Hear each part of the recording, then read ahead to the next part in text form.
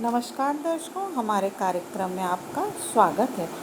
आप सबको श्री कृष्ण जन्माष्टमी की बहुत बहुत शुभकामनाएं। आज के कार्यक्रम में मैं आपको श्री कृष्ण जन्माष्टमी मनाने की विधि, उसका महत्व और उसकी कथा के बारे में बताऊंगी। कृष्ण जन्माष्टमी का पर्व हिंदू धर्म के लोगों द्वारा बड़े ही हर्षोल्लास के साथ मनाया जाता है।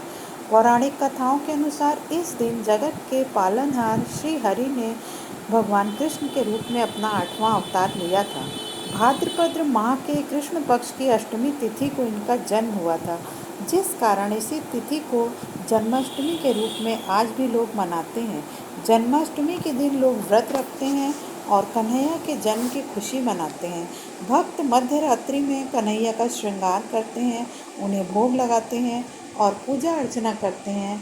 इसके बाद श्री कृष्ण की कथा, जन्माष्टमी की कथा सुनी जाती है। श्री कृष्ण जन्माष्टमी के दिन अगर रोहिणी नक्षत्र हो तो उसे बहुत ही शुभ माना जाता है। इस साल जन्माष्टमी 30 अगस्त 2021 को मनाई जाएगी। देश भर में जन्माष्टमी को लेकर लोगों में खासा क्रेज देखने को मिल रहा है। बाजार लड्डू गोपाल के वस्त्रों से सजे पड़े हैं। श्री कृष्ण का जन्म वसुदेव की पत्नी देवकी के गर्भ से 8वीं संतान के रूप में हुआ था।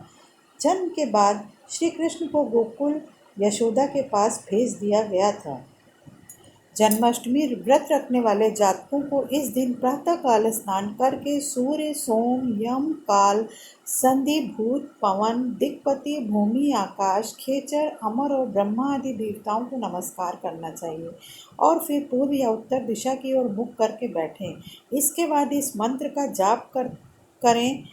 मम खिलापा प्रशमन पूर्वक सर्वाभीष्ट सिद्धये श्री कृष्ण जन्माष्टमी व्रतम महम करिष्ये। व्रत करने का संकल्प लें। इस व्रत को आप चाहें तो फलाहारी यानी फल इत्यादि ग्रहण करते हुए, चाहें तो निर्जला भी रख सकते हैं। जन्माष्टमी के दिन पूजा रात के 12 बजे की जाती है। मान्यता है कि इस व्रत को करने से संतान प्राप्ति की मनोकामना पूर्ण होती है और संतान को दीर्घायु की भी प्राप्ति होती है। स्कंद पुराण के मुताबिक द्वापर युग की बात है, तब मथुरा में उग्रसेन नाम के प्रतापी राजा हुए, लेकिन स्वभाव से सीधे साधे होने के कारण उनके पुत्र कंस ने ही उनका राज्य हड़प लिया और स्वयं मथुरा का राजा बन बैठा। कंस की एक बहन थी जिसका नाम था देवकी। कंस उससे बहुत प्रेम करता था। देवकी का विवाह वसुदेव से तय हुआ तो विवाह संपन्न होने के बाद कंस स्वयं ही रथ हाँकते हुए बहन को ससुराल छोड़ने के लिए रवाना हुआ। जब वह बहन को छोड़ने के लिए जा रहा था, तभी एक आकाशवाणी हुई कि देवकी और वसुदेव की 8वीं संतान कंस की मृत्यु का कारण बनेगी। यह सुनते ही कंस क्रोधित हो गया, देवकी और वसुदेव को मारने के लिए दौड़ा और जैसे ही वह आगे बढ़ा, तभी वसुदेव ने कहा कि वह देवकी को कोई नुकसान ना पहुंचाए। वह स्वयं ही देवकी की 8वीं संतान कंस को सौंप देंगे।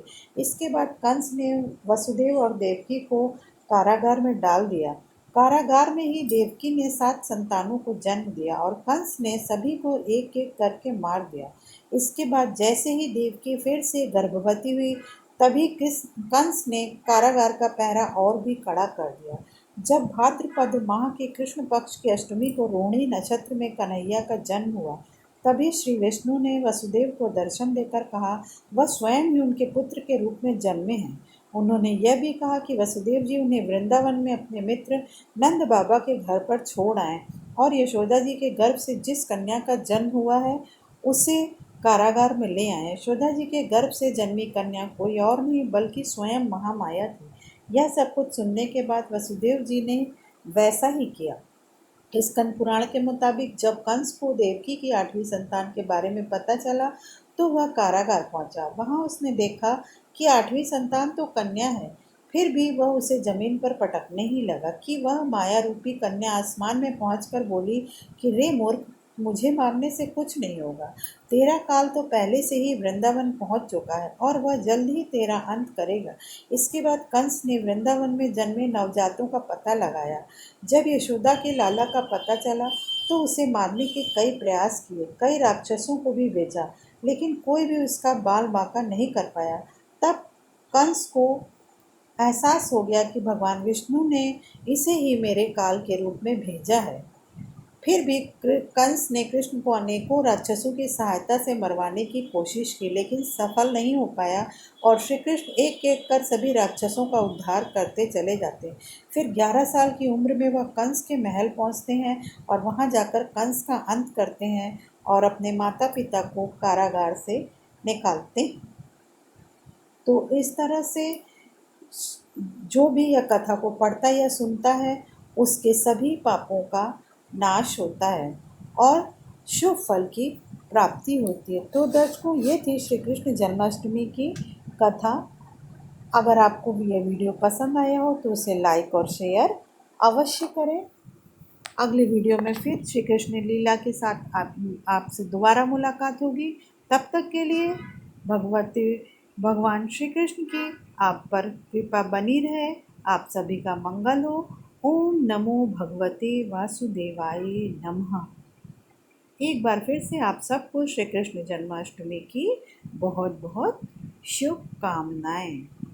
जय श्री कृष्ण। हाथी घोड़ा पाल की जय, कन्हैया लाल की।